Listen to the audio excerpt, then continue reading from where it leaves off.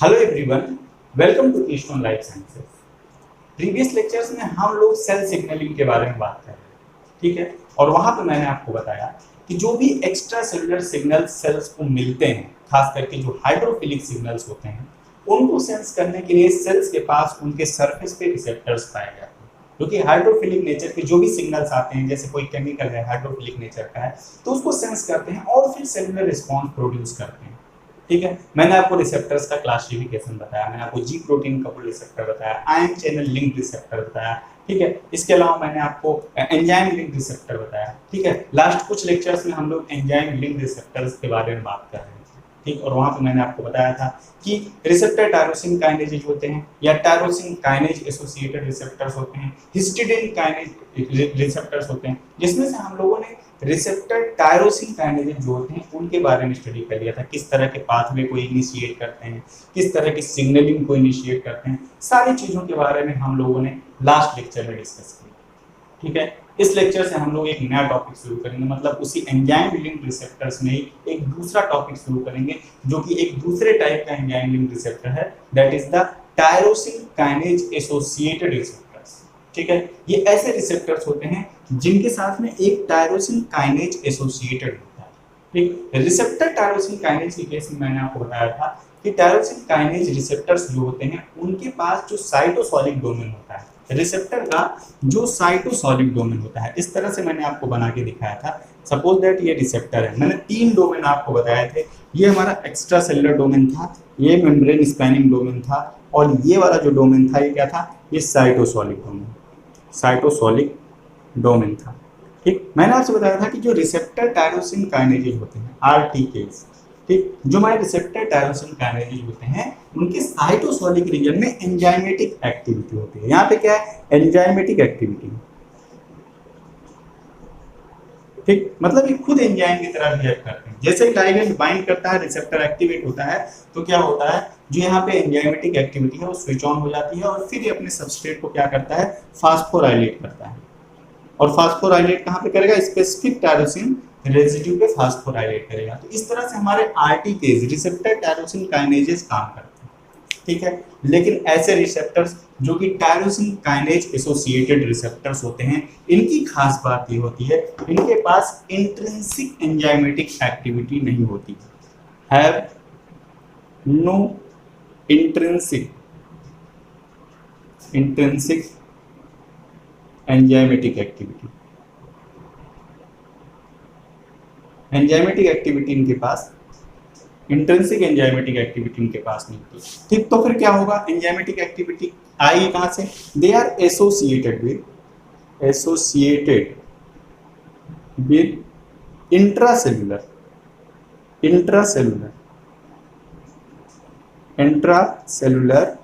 Tyrosine kinases, मतलब एक intracellular tyrosine kinase होगा, मतलब एक अलग प्रोटीन है जिसके पास एंजाइमेटिक एक्टिविटी है, उसके साथ में ये रिसेप्टर्स एसोसिएटेड होते हैं, ठीक है। ये ऐसे रिसेप्टर्स हैं जो कि एक इंट्रासेलुलर काइनेज एंजाइम के साथ में एसोसिएटेड होते हैं, और वो जो एंजाइम है उसके पास कौन सी एक्टिविटी है, टायरोसिन काइनेज एक्टिविटी है।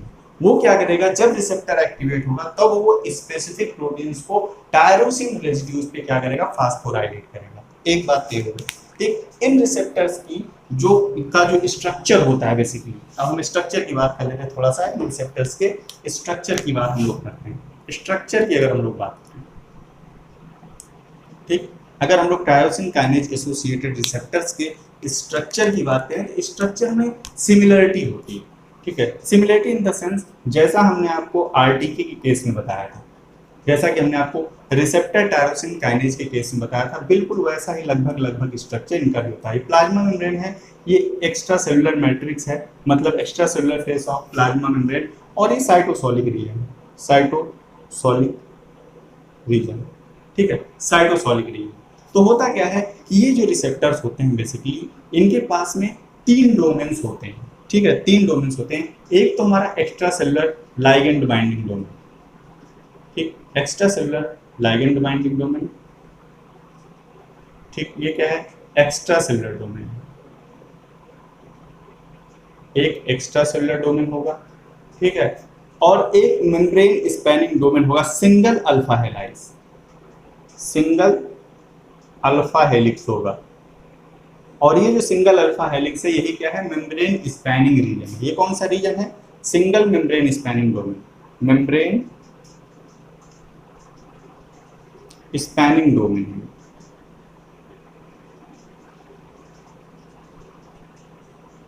ठीक, मेम्ब्रेन स्पैनिंग डोमेन हो गया। और एक सिंगल साइटोसोलिक डोमेन होता है, साइटोसोलिक डोमेन होता है। ठीक, ये जो रिसेप्टर्स होते हैं, जो टायरोसिन काइनेज एसोसिएटेड रिसेप्टर्स होते हैं, इनका जो साइटोसोलिक रीजन होता है, इनके पास कोई भी एंजाइमेटिक एक्टिविटी रिपोर्ट नहीं की गई है। इनके पास क्या है, no enzymatic activity, no enzymatic activity, इनके पास कोई भी एंजाइमेटिक एक्टिविटी नहीं होती। ठीक, तो एंजाइमेटिक एक्टिविटी आती कहाँ से है, इनके साइटोसोलिक रीजन में स्पेसिफिक बाइंडिंग साइट्स होती है कुछ इंट्रासेलुलर काइनेजेज के लिए। यहाँ से क्या एसोसिएटेड रहते हैं, यहाँ से इंट्रासेलुलर काइनेजेज एसोसिएटेड रहते हैं। क्या है, एक इंट्रासेलुलर काइनेज होता है जो कि एसोसिएटेड होता है। ठीक है, अब इस तरह के जो रिसेप्टर्स होते हैं, इनका लाइगेंड बेसिकली क्या होता है। ठीक है, इनके लाइगेंड्स क्या होते हैं, किन लाइगेंड्स के थ्रू ये एक्टिवेट होते हैं। तो थोड़ा सा हम लोग इनके लाइगेंड्स की बात करते हैं कि किस तरह से ये हमारे tyrosine kinase associated receptors activate होते हैं। ठीक है, तो बेसिकली इनके जो लाइगेंड्स होते हैं वो इम्यूनोलॉजिकल होते हैं। लाइगेंड्स की अगर हम लोग बात करें तो इम्यूनोलॉजिकल रिस्पॉन्स के दौरान जो केमिकल्स प्रोड्यूस होते हैं वो बेसिकली इस तरह के रिसेप्टर्स को एक्टिवेट करते हैं। उनमें से पहला हम लोग अगर बात करें तो इंटरल्यूकिन्स, मैं बात करूंगा आगे चल के जब मैं आपको बताऊंगा इम्यून सिस्टम के बारे में, तो इंटरल्यूकिन्स क्या होती हैं, इन सारी चीज़ों के बारे में हम लोग बात करेंगे। इंटीग्रिन्स, इंटीग्रिन्स, साइटोकाइंस, साइटोकाइंस। ठीक है, इन सारी चीज़ों के जो रिसेप्टर्स होते हैं, और कुछ ग्रोथ हार्मोन्स, कुछ ग्रोथ हार्मोन्स, कुछ ग्रोथ हार्मोन, कुछ ग्रोथ हार्मोन्स हैं जैसे कि ग्रोथ फैक्टर्स हो गए, हमारा इरिथ्रोपोइटिन वगैरह हो। तो इस तरह के कुछ ग्रोथ हार्मोन, कुछ पेप्टाइड ग्रोथ हार्मोन्स हैं जिनके रिसेप्टर्स क्या होते हैं, इस तरह के टायरोसिन काइनेज एसोसिएटेड रिसेप्टर्स होते हैं। ठीक है, और ये जो टायरोसिन काइनेज एसोसिएटेड रिसेप्टर्स होते हैं उनमें जो सबसे बड़ी फैमिली मानी जाती है, ये ज़्यादा cytokine receptors are the largest family. इसकी लार्जेस्ट फैमिली कौन से है, लार्जेस्ट फैमिली क्या है, ये साइटोकाइंस के जो रिसेप्टर्स होते हैं they are the largest family of tyrosine kinase associated receptors. Tyrosine kinase associated receptors के ये सबसे बड़ी फैमिलीज होती हैं। कौन सी, जो हमारे साइटोकाइंस के रिसेप्टर्स होते हैं वो। ठीक है, अब ये जो साइटोकाइंस के रिसेप्टर्स होते हैं वो स्पेसिफिक टाइप के काइनेज, इंट्रासेलुलर काइनेज के साथ में एसोसिएटेड होते हैं। कौन, साइटोकाइंस के जो रिसेप्टर्स होते हैं वो स्पेसिफिक टाइप के इंट्रासेलुलर काइनेज से एसोसिएटेड होते हैं।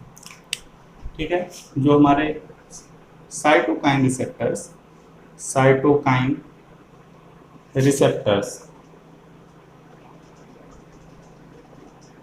Receptors associated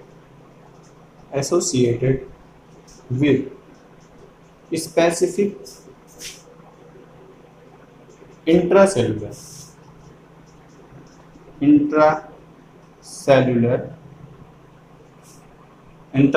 tyrosine kinase, tyrosine kinases. ठीक, स्पेसिफिक मतलब हर एक साइटोकाइन का जो रिसेप्टर होगा वो स्पेसिफिक टाइप के इंट्रासेलुलर टायरोसिन काइनेज से एसोसिएटेड होगा। ठीक है, और ये जो टायरोसिन काइनेजेज होते हैं, इंट्रासेलुलर टायरोसिन काइनेजेज, इनको कहा जाता है जैक्स, इनको कहा जाता है जैक्स। जैक्स, ये जैक्स आया हुआ बेसिकली जेनस काइनेज से, जेनस काइनेज। ठीक, जेनस काइनेज से आया है। ठीक है, जेनस काइनेज से।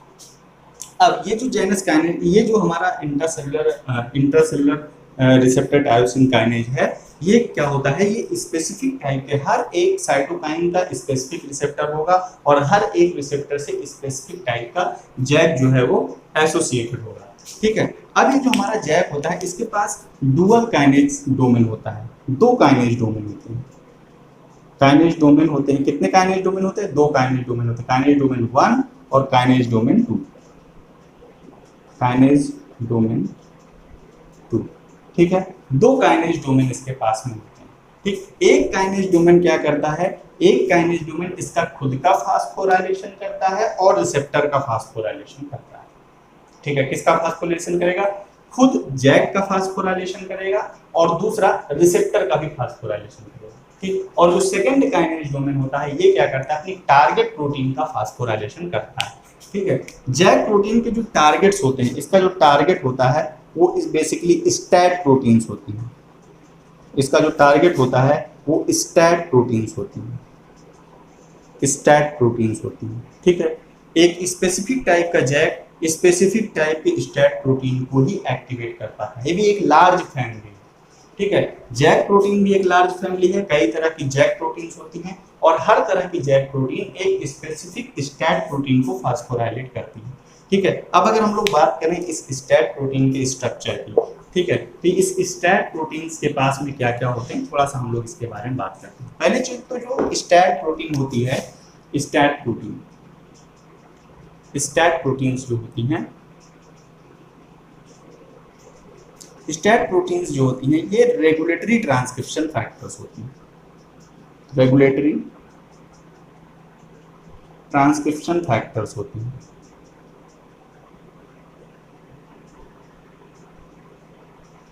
ये रेगुलेटरी ट्रांसक्रिप्शन फैक्टर्स होते हैं। ठीक है, अब रेगुलेटरी ट्रांसक्रिप्शन फैक्टर्स क्या होते हैं, मैं आपको ट्रांसक्रिप्शन में हालांकि इसको डिटेल बताऊंगा, लेकिन यहाँ पे मैं थोड़ा सा आपको बता दूं।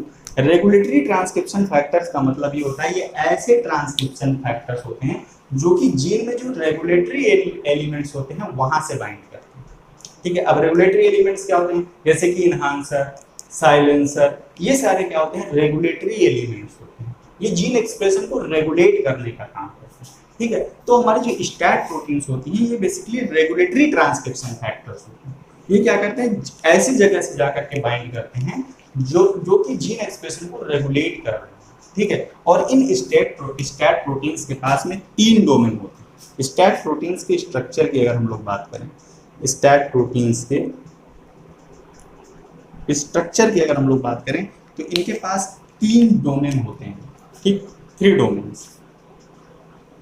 ठीक, एक को हम लोग एन टर्मिनल होता है, एन टर्मिनल, एक एन टर्मिनल डोमेन होता है और इस एन टर्मिनल डोमेन में एक SH2 डोमेन होता है। और मैंने आपको बताया था कि जो SH2 डोमेन होता है वो स्पेसिफिकली कहां से बाइंड करता है, बाइंड्स टू फास्फोटायरोसिन, फास्फोराइलेटेड टायरोसिन से ये बाइंड करता है, फास्फोटायरोसिन से बाइंड करने वाला डोमेन वो कहाँ पे होगा, एन टर्मिनल पे होगा। एक तो एन टर्मिनल डोमेन होगा, दूसरा एक सेंट्रल डीएनए बाइंडिंग डोमेन होगा, सेंट्रल डोमेन होगा। एक क्या होगा, सेंट्रल डोमेन होगा और ये कहाँ से बाइंड करेगा, डीएनए से। जो रेगुलेटरी एलिमेंट में बता रहा हूँ जाकर के बाइंड करेगा, तो वो कौन सा रीजन होगा जो बाइंड करेगा, दैट इज द हमारा जो सेंट्रल डोमेन होगा प्रोटीन का, वो बाइंड करेगा। ठीक है, और तीसरा एक इंपॉर्टेंट डोमेन है, क्रिटिकल डोमेन है, that is the C terminal domain, C terminal, C terminal domain है। इसी सी टर्मिनल डोमेन में वो क्रिटिकल टायरोसिन है, टायरोसिन है, जिसको कौन फास्फोराइलेट करता है, हमारे जैक प्रोटीन्स। ठीक है, critical tyrosine target of, that is the target of JAK protein. जो जैक प्रोटीन का हमारा टारगेट है वो कहाँ पे प्रेजेंट है, वो सी टर्मिनल पे प्रेजेंट है। मतलब जो स्टैट प्रोटीन का फास्फोराइलेशन होगा वो सी टर्मिनस पे होगा बाय द जैक प्रोटीन। ठीक है, तो आप लोग जैक प्रोटीन के बारे में जान गए, स्टैट प्रोटीन के बारे में जान गए। अब आपको ये पता चल गया कि जैक प्रोटीन जब एक्टिवेट होगी तो वो एक स्टैट प्रोटीन को एक्टिवेट करेगी। ठीक है, इसका मतलब ये हुआ कि हमारी जो स्टैट प्रोटीन्स हैं नॉर्मल कंडीशन में ये इनएक्टिवेटेड फॉर्म में कहाँ पे प्रेजेंट होती हैं, साइटोसॉल में प्रेजेंट होती हैं। ठीक, अब जब ये एक्टिवेट होती हैं, फास्फोराइलेशन के बाद जब ये एक्टिवेट होती हैं तब ये न्यूक्लियस में मूव करती हैं। ठीक है। तो किस तरह से न्यूक्लियस मूव करती है, किस तरह से इनका एक्टिवेशन होता है, ये चीज समझने के लिए हम लोग इसके पूरी सिग्नलिंग प्रोसेस को देखते हैं। और इस सिग्नलिंग प्रोसेस को एक स्पेसिफिक पाथवे का नाम दिया जाता है, जिसको कहा जाता है जैक स्टैट पाथवे। बहुत ही इंपॉर्टेंट है, इसको आप लोग ध्यान में रखिएगा, एग्जाम में आपसे पूछा जा सकता है। जैक स्टैट पाथवे की बात हम लोग करते हैं, जैक स्टैट पाथवे।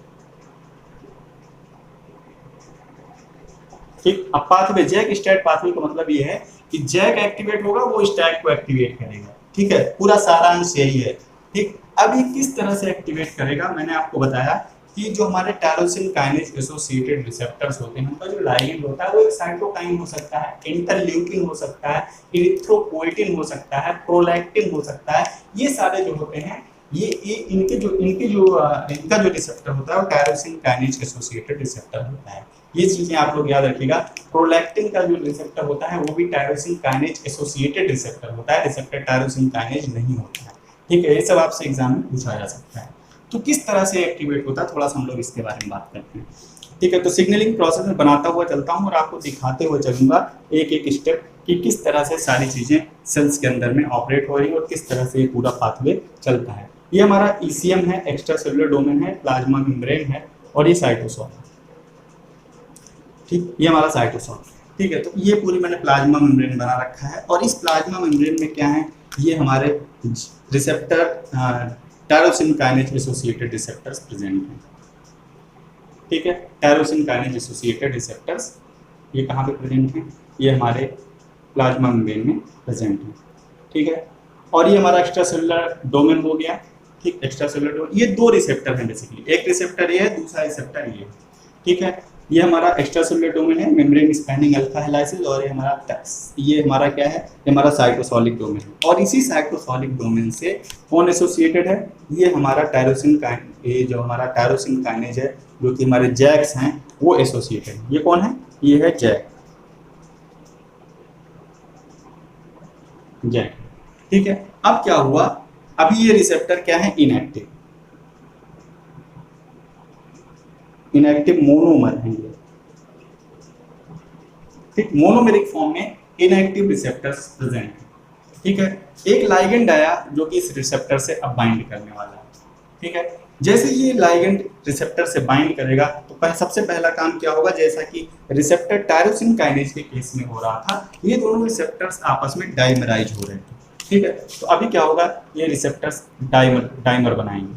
सबसे पहला काम क्या होगा, ये रिसेप्टर क्या करेंगे, डाइमराइज हो जाएंगे।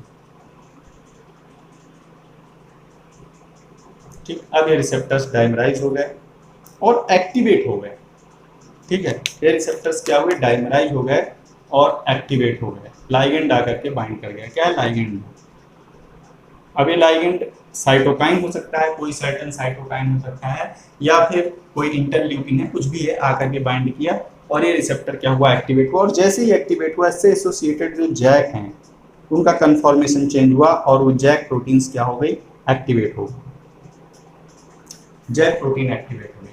जब जैक प्रोटीन यहाँ पे एक्टिवेट होती हैं तो ये एक दूसरे का फास्फोराइलेशन करते हैं। मतलब ये वाली जो जैक प्रोटीन है, इधर वाली जो जैक प्रोटीन है, वो इसका फास्फोराइलेशन करती है, यहाँ पे फास्फेट जोड़ेगी, और इस साइड वाली जो जैक प्रोटीन है, इस साइड वाली जो जैक प्रोटीन है, वो इसका फास्फोराइलेशन, इसको कहा जाता है क्रॉस फास्फोराइलेशन। ये इसमें फास्फेट जोड़ेगी।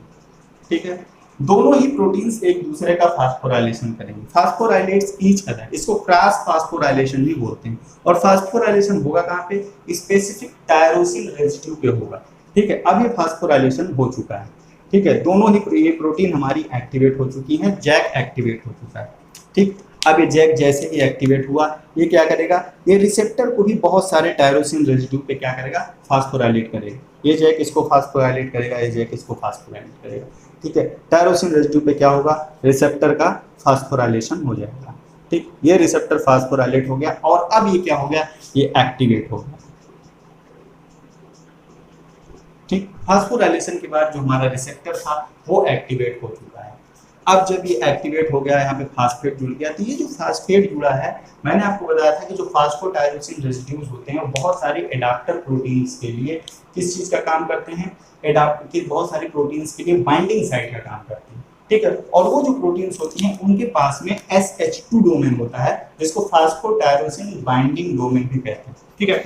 ऐसी प्रोटीन्स जिनके पास में SH2 डोमेन होता है, ठीक। अब SH2 डोमेन अभी मैंने आपको बताया कि जो हमारी स्टैट प्रोटीन्स होती हैं उनके एन टर्मिनस पे क्या होता है, उनके एन टर्मिनस पे होता है SH2 डोमेन, ठीक है। तो होगा क्या, यहां से एक स्टैट प्रोटीन आकर के बाइंड कर जाएगी,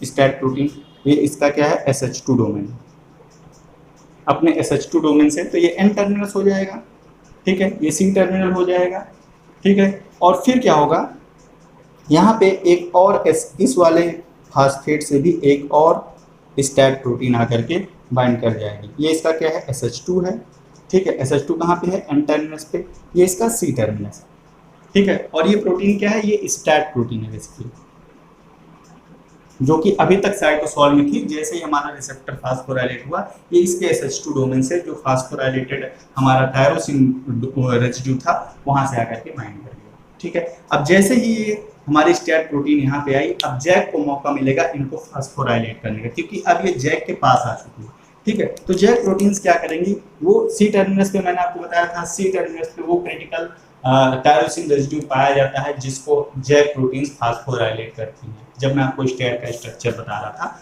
मैंने आपको बताया था स्टैट प्रोटीन में 3 डोमेन्स होते हैं, ठीक। ये सपोज दैट एक स्टैट प्रोटीन है, स्टैट प्रोटीन है, ये इसका सी टर्मिनल है, ये इसका एन टर्मिनल है। मैंने आपसे कहा था एन टर्मिनल पे SH2 है, ठीक है। और इसी SH2 से कहाँ बाइंड हुआ है आकर के, जो फास्फोराइलेटेड रिसेप्टर था वहां से बाइंडेड है।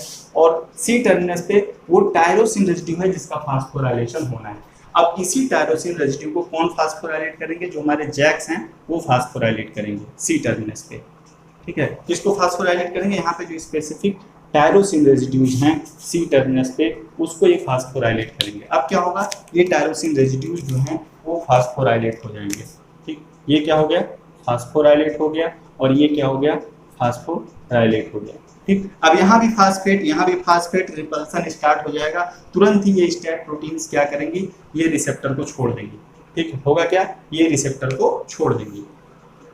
अब जैसे ये रिसेप्टर्स को छोड़ेंगे, ये बाहर निकल के आ गए, ठीक है। ये एक स्टैट प्रोटीन निकल करके आ गई, और ये दूसरी स्टैट प्रोटीन निकल करके आ गई, दोनों स्टैट प्रोटीन्स निकल करके आ चुकी हैं, ठीक है। और मैंने आपको बताया कि दोनों ही प्रोटीन्स टायरोसिन पे फास्फोराइलेटेड हैं। सपोज दैट ये सी टर्मिनस है इसका, और ये टायरोसिन है, तो ये क्या हुई है, फास्फोराइलेटेड है, ठीक। यहाँ पे फास्फोराइलेटेड है, और ये इस प्रोटीन का सी टर्मिनस है स्टैट का, ये क्या है, स्टैट प्रोटीन,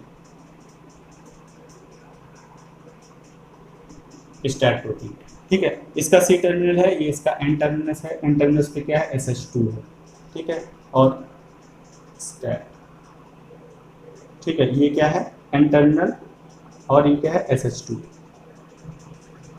ठीक है, SH2 डोमेन, एन टर्मिनस पे क्या है, SH2, ठीक है। और यहाँ पे क्या है, ये फास्फोराइलेटेड है, ठीक। तो मैंने आपको बताया था कि फास्फोटायरोसिन से कौन बाइंड करता है, SH2। अब क्या होगा, ये दोनों प्रोटीन डाइमर बनाएंगे। डाइमर कैसे बनाएंगे, यहाँ पे जो टायरोसिन का फास्फोराइलेशन हुआ है उसको इस दूसरी वाली स्टैट प्रोटीन का जो हमारा SH2 डोमेन है वो रिकॉग्नाइज करेगा, ठीक है।